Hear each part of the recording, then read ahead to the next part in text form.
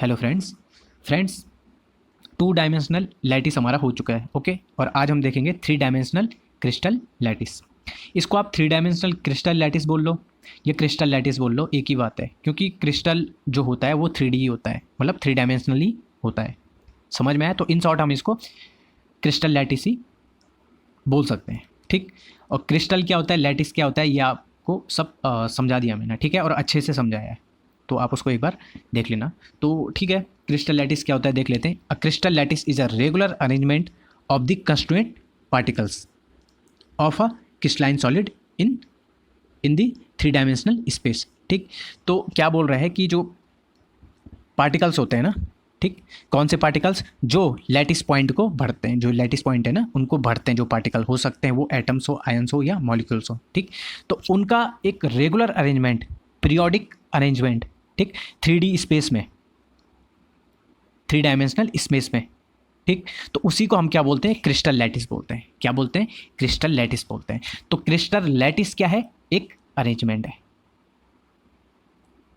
ठीक, कोई आपसे पूछेगा क्रिस्टल लैटिस क्या है, एक अरेंजमेंट है। सबसे पहला ये है। ठीक, उसके बाद किस चीज़ का अरेंजमेंट है? तो पार्टिकल्स का अरेंजमेंट है। ठीक, कंस्टिट्यूएंट पार्टिकल का अरेंजमेंट है 3D स्पेस में। समझ में आया? आया समझ में? बस ठीक, और देख लो, यूनिट सेल आपको बताया है क्या होता है। यूनिट सेल क्या होता है?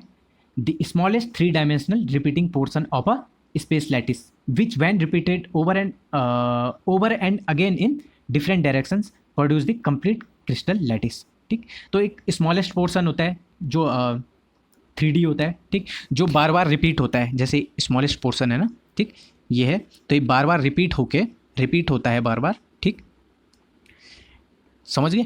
रिपीट होता है तो फिर वो क्या बनाता है? क्रिस्टल लैटिस बनाता है। समझ में आया? ठीक, तो चलो आगे देखते हैं हम थोड़ा पैरामीटर्स ऑफ यूनिट सेल। अभी यूनिट सेल हमने देखा था, ठीक, तो इसके पैरामीटर्स क्या होते हैं देखिए। ये देखिए, जैसे हम बोलते हैं ना, लेंथ, ब्रीथ एंड हाइट। ठीक, तो इस साइड की जो लेंथ है उसको हमने बी ले लिया, इस साइड की जो है ए ले लिया, और इस साइड की जो लेंथ है उसको हमने, जो हाइट है उसको हमने सी ले लिया। समझ में आए? जो एंगल्स हैं, ये जो, अगर इसको एक्स प्लेन लेते हैं, इसको वाई प्लेन लेते हैं, इसको जेड लेते हैं, तो एक्स और वाई प्लेन के बीच में जो एंगल है अल्फ़ा। ठीक, और यह हम बोल सकते हैं कि जो ये सी लेंथ है और बी लेंथ है उसके बीच में जो एंगल है वो अल्फ़ा है। ठीक, वैसे यहाँ यहाँ बीटा है और ये गामा हो गया। समझ में आया? ये कुछ भी नहीं था। ठीक, तो ये तो समझने में कोई दिक्कत नहीं होनी चाहिए। देखिए, अब क्रिस्टल सिस्टम्स, जो यूनिट सेल होती है ना, ठीक, जो यूनिट सेल होती है वो मिलके एक क्या बनाते हैं, बड़ा क्रिस्टल बनाते हैं। ठीक है, तो क्रिस्टल भी तो उसी शेप का होगा जिस शेप का यूनिट सेल होगा। ठीक, तो इसलिए हम टाइप्स ऑफ क्रिस्टल सिस्टम बोल लो, या तो इसको, या तो और टाइप्स ऑफ यूनिट सेल बोल लो। ठीक है, on the basis of parameters. समझ गए? अगर टाइप, या तो आप ऐसे बोल सकते हो टाइप्स ऑफ क्रिस्टल सिस्टम्स, बस। ठीक, या तो आप ऐसे बोल सकते हो types of unit cell on the basis of parameters. समझे आप? ठीक है, तो कितने होते हैं? ये 7 होते हैं। ठीक, कितने होते हैं? 7 होते हैं। एक होता है cubic, tetragonal, orthorhombic, rhombohedral, monoclinic, triclinic और हेक्सागनल। अब देखो, आप देखो इसको, इस फॉर्म में भी देख लो, यहाँ भी देख लो। ठीक, देखो, एक क्यूब होता है, जैसे आपको पता है क्यूब में क्या है, सारे साइड्स और सारे एंगल, सारे साइड्स तो इक्वल होती हैं और एंगल सारे 90 होते हैं, तो इसको याद करने की ज़रूरत है नहीं।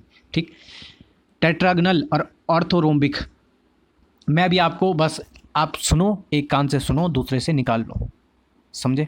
क्योंकि मैं इसके बाद जो वीडियो आएगा ना, अगला वीडियो, उसमें मैं आपको जितने भी क्रिस्टल सिस्टम है या ब्रावियाज लैटिस हैं, सारे के सारे याद करा दूंगा। ठीक, तो अभी बस एक कान से सुनो, दूसरे से निकाल दो।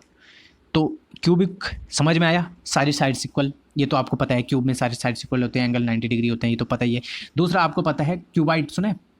तो ये दोनों जो टेट्रागोनल है ऑर्थोरोम्बिक है ना, ये दोनों क्या होते हैं, क्यूबाइड होते हैं। ठीक, अरे कैसे क्यूबाइड, देखो जो एंगल है वो तो सारे 90 होंगे, तो ये दोनों क्यूबाइड हैं तो एंगल सारे 90 होंगे ही दोनों में।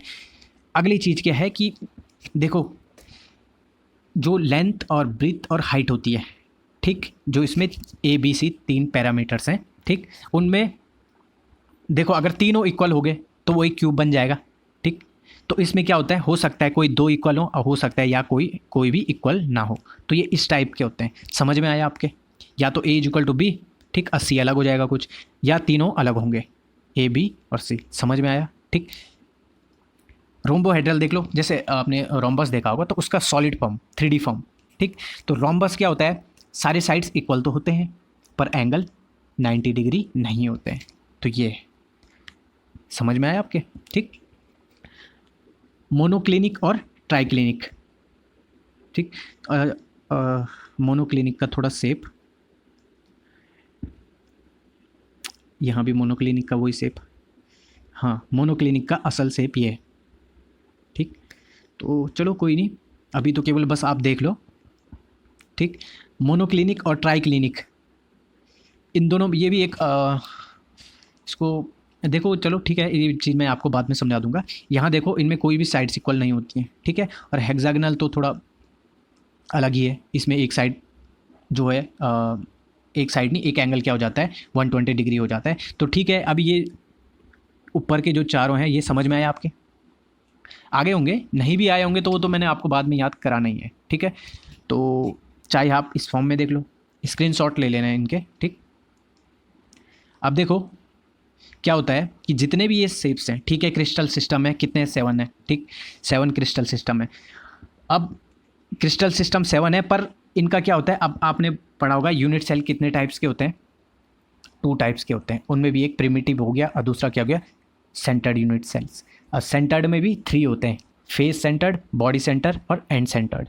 ठीक, तो देखो सबसे पहले जैसे ये प्रिमिटिव है, ये बॉडी सेंटर्ड है, ये फेस सेंटर्ड है, ये एंड सेंटर्ड है। ठीक, तो जो भी 7 हमारे पास क्रिस्टल सिस्टम होते हैं उनमें भी तो कुछ कुछ सिंपल होंगे, मतलब प्रिमिटिव यूनिट सेल्स होंगे, कुछ क्या होंगे फेस सेंटर्ड होंगे, कुछ बॉडी सेंटर्ड होंगे, कुछ एंड सेंटर्ड होंगे। ठीक है, तो हमारे पास कितने लैटिस हैं, ऐसे कितने लैटिस हैं, वो हमारे पास 14 लैटिस है। ठीक है, ये 7 जो ये 7 है ना, तो इनमें भी कोई सिंपल होता है, कोई फेस सेंटर्ड होता है, कोई बॉडी सेंटर्ड होता है, कोई एंड सेंटर्ड होता है। ठीक है, समझ गए। तो ये मिला के टोटल कितने होते हैं, 14 सिस्टम होते हैं, तो उनको हम क्या बोलते हैं, ब्रावियास लैटिसेस। ठीक, क्योंकि आप इनको यूनिट सेल भी बोल सकते हो, बाद में ये यूनिट सेल मिलके ही एक लैटिस का क्या करेंगे, लैटिस फॉर्म करेंगे। समझ में आ गए। अब वो लैटिस भी इसी शेप का होगा, इसलिए इसका नाम भी ब्रावियास लैटिस है। समझ गए, आए समझ में। तो ठीक है, ये चीज़ें तो मैं आपको अगली वीडियो में सारे याद करा दूंगा। पर एक चीज़ देखो, एक चीज़ आप अभी ध्यान दो, देखो सी से मतलब क्यूबिक का सी ले लो, टेट्रागोनल का टी ले लो, ऑर्थोरोम्बिक का ओ ले लो, मोनोक्लिनिक का एम ले लो, हेक्सागोनल का एच ले लो, रोम्बोहेड्रल का आर ले लो और ट्राइक्लिनिक का टी ले लो। तो सी, ठीक, सी टॉम हार्ट, सी टॉम हार्ट। अब देखो सी टॉम हार्ट, सी टॉम हार्ट, ये देखो टॉम एंड जेरी देखा है ना, तो टॉम देखो हार्ट हो रहा है ना, देखो यहाँ पे तो रोने भी लग गया। ठीक, तो सी टॉम हार्ट, तो आप इसको ऐसे याद कर सकते हो। ठीक, ये एक ट्रिक है। अब अगले वीडियो में सारे एंगल्स, सारे जो ब्रावियस लैटिस हैं सारे, वो हम याद करेंगे। तो चलो ठीक है, थैंक यू।